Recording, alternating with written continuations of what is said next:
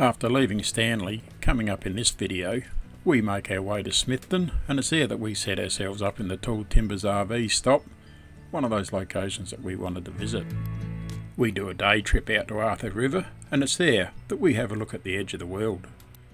We move on to Lake Gairdner where we set up camp, and it's from there that we go and visit the World Heritage listed Cradle Mountain. From Lake Gairdner we move to Zeehan, as well as looking at the old buildings, we check out the spray tunnel. Finally we move on to Strahan, and we marvel at what Strahan has to offer the tourist.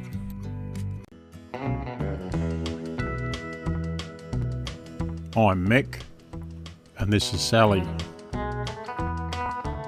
Together we've been caravanning Australia since the 1980s, and more recently we started to put the videos together just to show you some of what we see out there. There's a lot to see in Australia, and we hope you enjoy what we have here to show you. You can follow us on our trips via the following social media platforms. If you like the following video, please subscribe to our YouTube channel. Even though we only had 21 kilometres to go once we left Stanley this morning, we left nice and early so that when we got down to Smithton, we still had some choice of where we wanted to park the van. Good morning everyone, and we left Stanley this morning and we're currently at a place called Tall Timbers, and that's a free camp here at Smithton. So short drive this morning, but didn't take very long. Very nice day here, quite warm, bit overcast, but all set up now, so we'll go for a bit of a drive, do a bit of washing tomorrow. Not quite sure how long we'll stay, but we'll see how we go, so I hope you enjoy it. We had heard a little bit about the Tall Timbers campground as we were researching for a Tasmanian trip before we left home to come over, and when we went through the trees here as we entered onto the campground, we weren't disappointed at all in what we saw. It was a big open area for the campground, and that gave us plenty of options to where we wanted to park our van. With the van now set up at Tall Timbers, we headed off and we started to have a look at our final look around on the northwest part of Tasmania. With the overcast conditions that we were travelling in, we didn't allow that to worry us, because we were starting to think that perhaps that was just a part of what Tasmania's weather was going to offer, because we heard that you could get the 4 seasons in the one day.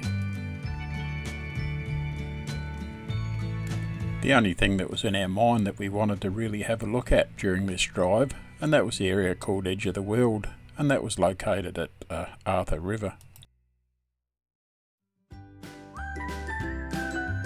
Now entering onto the bridge that takes us over Arthur River, as once we got to the other side of that bridge, that we then did the right hand turn, and that took us down to the parking bay that was at the edge of the world.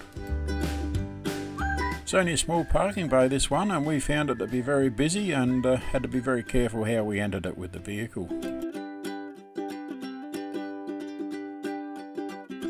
As we're walking around and viewing the coastline here, we couldn't get over the amount of timber that was washed up. So if anyone can help us out as to why, please let us know, because even one of our followers, Jan, she even wondered what we would think once we came down here and saw it all.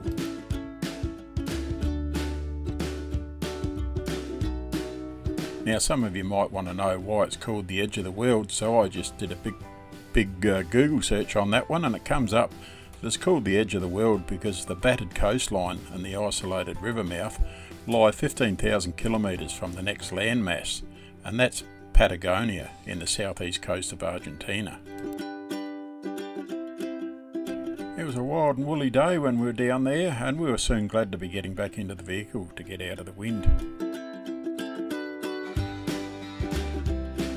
Now back at the Tall Timbers campground. As mentioned before, we'd done some research on this place before we come down here, and we were absolutely blown away when we drove in and saw it. It's so clean, all the grass, lawns, I don't really know whether it's lawn or whether it's grass, but it certainly come across as being lawn. It was all mowed. It looks a bit drab here in some of the pictures, but in actual reality it was quite green, and it was just a credit to the owners that they can supply something like this to caravanners and campers all free of cost and at no charge. They even have a public laundry system for guests that's staying at the motel, and they even allow the people in this area here to go up and use that laundry. After our 2 lovely nights at Tall Timbers, we made a move to head down towards Lake Gairdner, and it was from there that we were going to base ourselves and visit Cradle Mountain.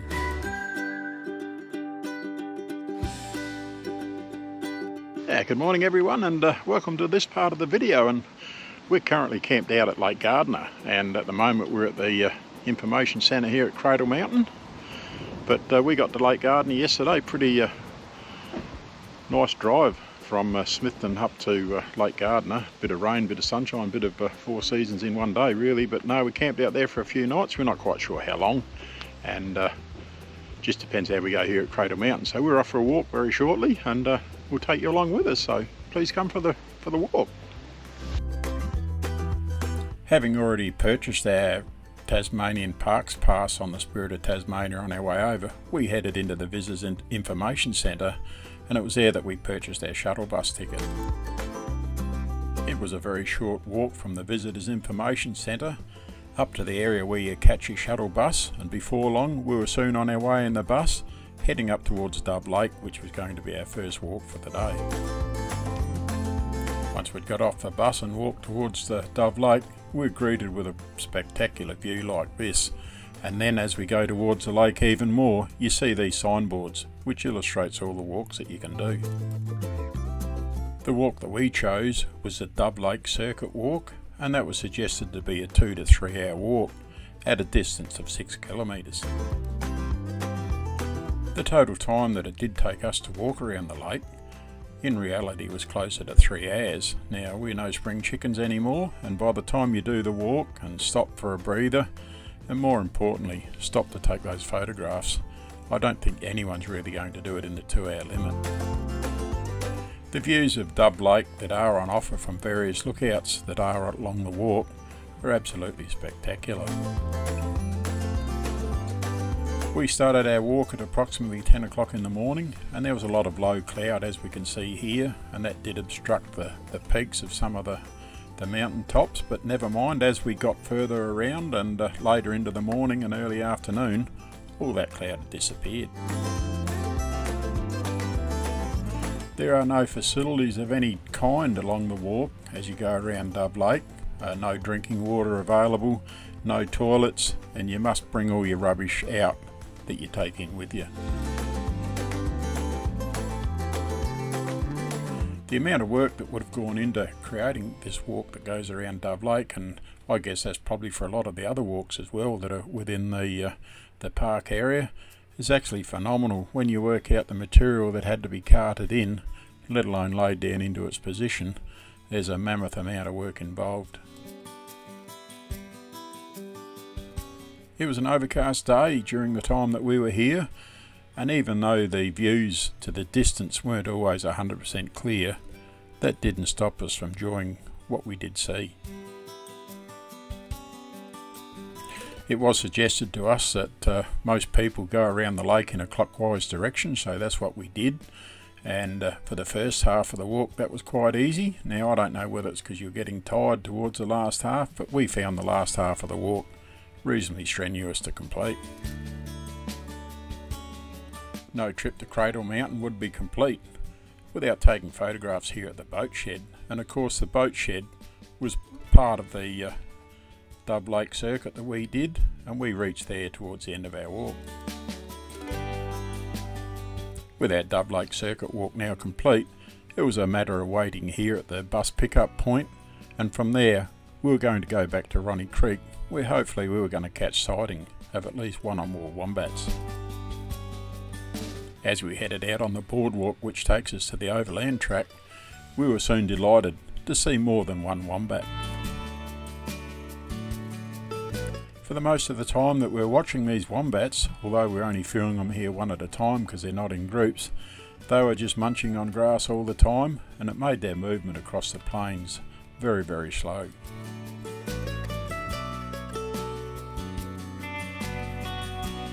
With our wombat sightings now complete, it was time to head back and catch the bus and go back to the main car park.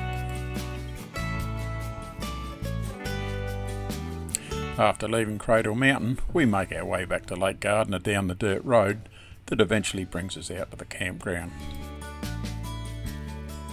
The Lake Gairdner campground is not a very big campground, and it's right on the banks here of the lake.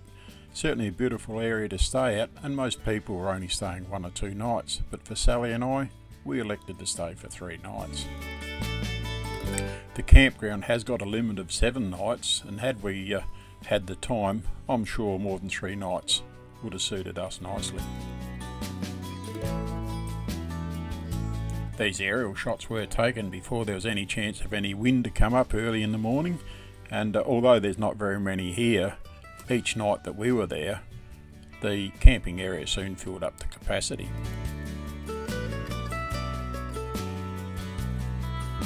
The Iris River, which is where Lake Gairdner campground is situated alongside, is one of 3 river systems that feeds water into Lake Gairdner.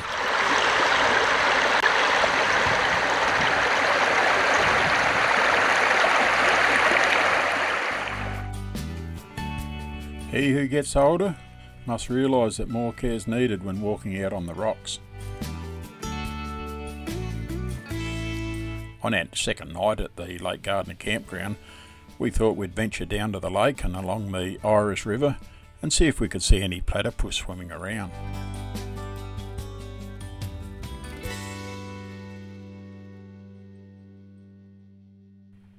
It was a fairly calm period during the day, and with such colour in the sky, we were pretty hopeful that we might see something. As the water from the river enters out into the lake proper, it was there that there was a platypus swimming around, and I don't know whether they fish or what their action is that they do out there, but he was swimming around for some time, but unfortunately just that little bit too far out to capture on camera. After watching the platypus for some time, we just sat back and admired the water reflections from the clouds high above. Sadly, here our time at Lake Gairdner had come to an end and it was time to move on, so we started to make our way to Zeehan, and it was on this trip that we started to find the high mountains that we had to pull the caravan up and over. With our day starting off from Lake Gairdner, the road was undulating and not real steep, but the closer that we got to Zeehan, the hillier the countryside soon became, and it wasn't long and we were starting to go down these steep descents like this, and of course where there's a steep descent there's a great uphill rock drive to challenge on the other side.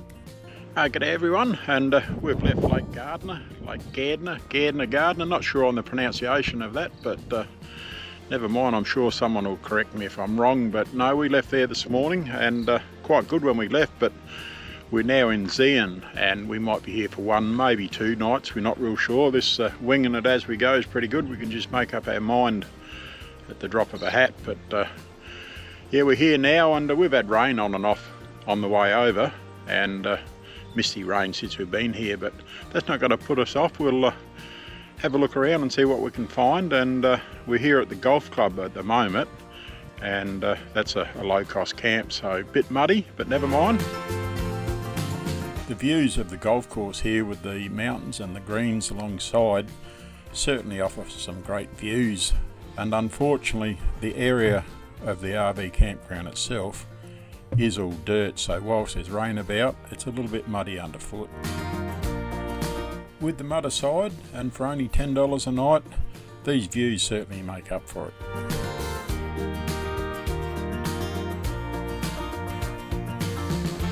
As we drove through the main part of Zeehan and reached the top northwestern end of the road, we couldn't but help to stop and admire some of these older buildings. There's something about the beauty of the architectural structure of these old buildings, and for any town, no matter what part of the country that you're in that's got these, they should really be preserved. Whilst we're in Zeehan, we went into the West Coast Heritage Centre, and it's amazing the amount of information that they've got regarding history of both the Zeehan area and so many other areas within Tasmania. Not only is there so much history on mining, but it also covers the history of the towns themselves.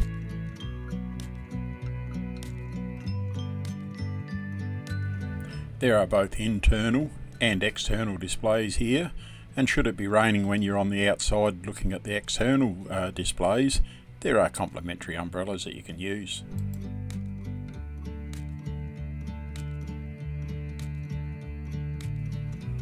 All of the exhibits that are on display here are so vast and varying in what they do that it's a pity that there's not a guided tour that you can take that would explain what all these exhibits mean and what the history is.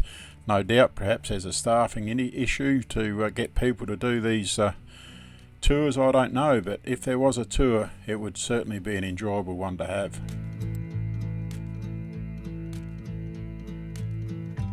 We took a drive up to Zeehan's, what they call the spray tunnel, and that is a one single lane track that goes up there. There are bypass areas if you meet another vehicle, but you need to be careful as you're going up.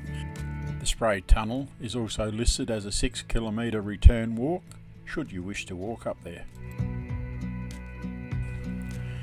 The spray tunnel is a 100-metre long abandoned train tunnel that leads to what was known as a Spray silver mine.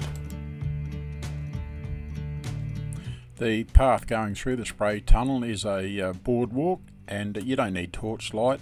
There is enough light coming in from each end of the tunnel that allows you to see as you walk through. The height of some of these tree ferns in Tasmania is incredible. It's just so good if we could grow just a small one home in Adelaide. With that, it was time to head back to the caravan before the next shower of rain come in. From Zeehan, we made our way down to Strahan, and although it was only a short distance, it's one of those few occasions where we never saw another vehicle on the road travelling in the same direction that we were headed. We had light rain on and off for the entire trip to Strahan, and it was here that we started to get into some of the hilly terrain. It was quite a pretty drive, this one, with some of the countryside still holding on to the green grass. Good day everyone, and we've moved today. We've come from Zeehan down to Strahan. Only a very short run, and it was a good run too. And now that we're here down at Strahan though, she's a blowy, wet, wintry day. It's what we call it in South Australia. Might be a normal day for a lot of Tassie people, on that I'm not real sure. But yeah, not a lot happening today, and a very busy period whilst here in Strahan. We've got a boat ride to take, as well as that we've got a train ride, so really looking forward to those, and hopefully we'll get a little bit better weather than what we're having today. Once we arrived here at the golf club, we filled out the paperwork, and that was going to be 4 nights because there was so much on that we wanted to do while we're here at Strahan. So once the paperwork was done, it was back out to the caravan, and it was there that we filled up all the 3 water tanks in the van. No sooner had we had ourselves set up on a site, it became very, very windy, and with that came all the rain. Within reason, the wind did hang around a bit, but it wasn't very long, and there's a bit of a break in the sky and the rain let up, so we thought we'd go for a bit of a drive down on the waterfront here at Strahan, and to our surprise there was nothing open. It was a typical country town, I suppose, and everyone was home enjoying family life. As we were walking around the riverfront area, we came across the Gordon River cruises here, and it's here that we're going to jump on a boat in a couple of days' time and go for a cruise up the Gordon River. The Hugh and Pine sawmill and shop was one business that we did find that was open. It was very interesting to have a walk around as we went through there to find the natural pieces of timber that you could take home and do whatever you wanted to do with. And then there were these finished products that were made out of Hugh and Pine.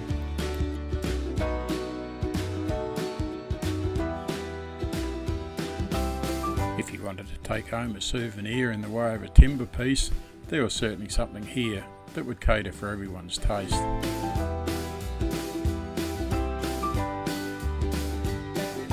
From the timber sawmill, we went into the Hugh and Pine shop and gallery, and it was there that we viewed more items that were made out of hue and pine.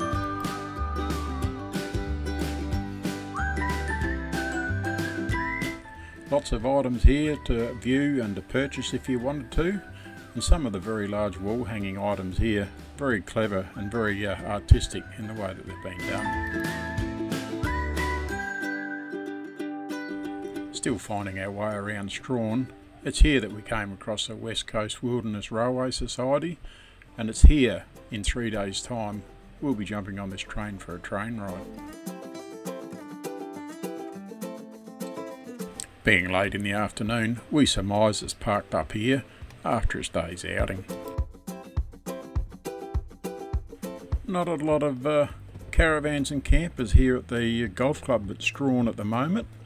It's later part of the morning and a lot of the previous night campers have gone, and we're still waiting for the night to come for those campers to arrive. For each of the 4 nights that we've stayed here on this trip, there's not too many nights where there's too many vacant areas for any more campers to arrive and set up. Now Monday morning, and for the 4 days that we intended on staying at Strahan, it was only the Tuesday that there was no rain forecast, and being as we had a bit of a break in the day this morning, we thought we'd go to the People's Park here and take a walk up to the Hogarth Falls. It was an easy short walk up to the falls, and that short walk takes you through a beautiful rainforest, very pretty along the path, and the path for Sally and I was almost as good as what the falls themselves were. The path follows this stream for most of the way, if not all the way, and if you're lucky enough, you might be able to find a resident platypus. Unfortunately for us, we didn't see him. It's always a nice sound to be able to listen to the water going over the top of a waterfall.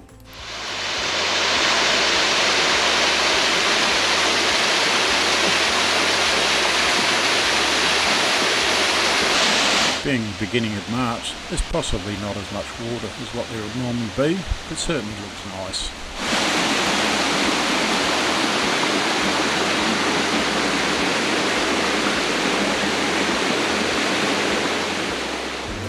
All good things must come to an end, and it was now time to start to head back. As you walk along the path, you'll come to these information boards, and they'll give you the information of the trees and the bushes growing in the immediate area.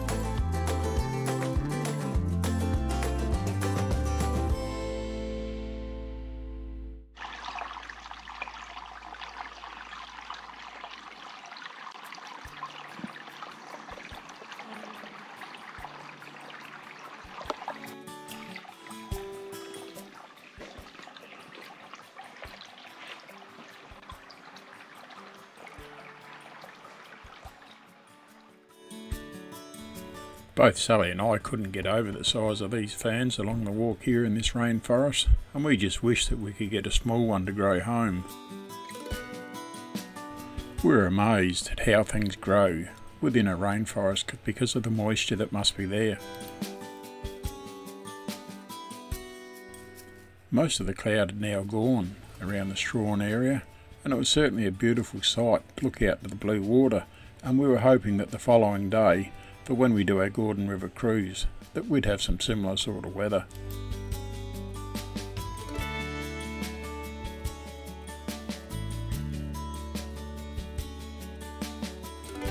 With the West Coast Wilderness Railway train due to return to the station, we thought we'd venture down there and see if we could catch it arriving back.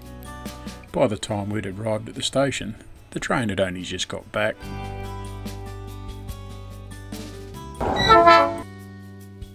With us arriving here at the hour of the day that we did, it gave us the opportunity to see them uncouple the train from the carriages, and then to go up the line, change the tracks, and then reverse it back here as they go to park it in the workshop for the night.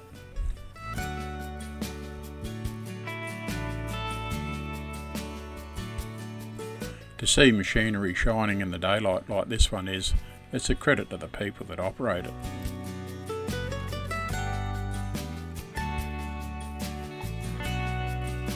Good morning everyone, and we're still at Strahan, and we're going to be here for a while longer because there's just so much to do here. It was certainly a wet and wild sort of day when we arrived here, but I'll just put a bit of a video up that we took with the drone, and that was yesterday, and it was a beautiful day here. The sun come out and the water looked absolutely beautiful as the drone was high up in the sky. So we've got a lot more to do here. We're actually going on a boat ride this morning and a train ride tomorrow, but that'll be in the start of the next video to come up. So we've seen so much of the west coast, northwest coast of Western Australia, of Tasmania, and certainly a wonderful place to be. So if ever you get over this way, certainly well worth having a look at, and I'll just put a quick map up there now. And that's what we've covered in our first 2.5 weeks here in Tasmania. Really enjoying it, so I hope you're enjoying what we're showing you. So until that next video goes up, you take care and look after yourself. If you like the video that you just watched, give us a thumbs up. And if you want to see more of our videos, click on the subscribe button. And once you've done that, change the bell notification to all. That way every time that we do uploads to our YouTube channel, you'll be notified.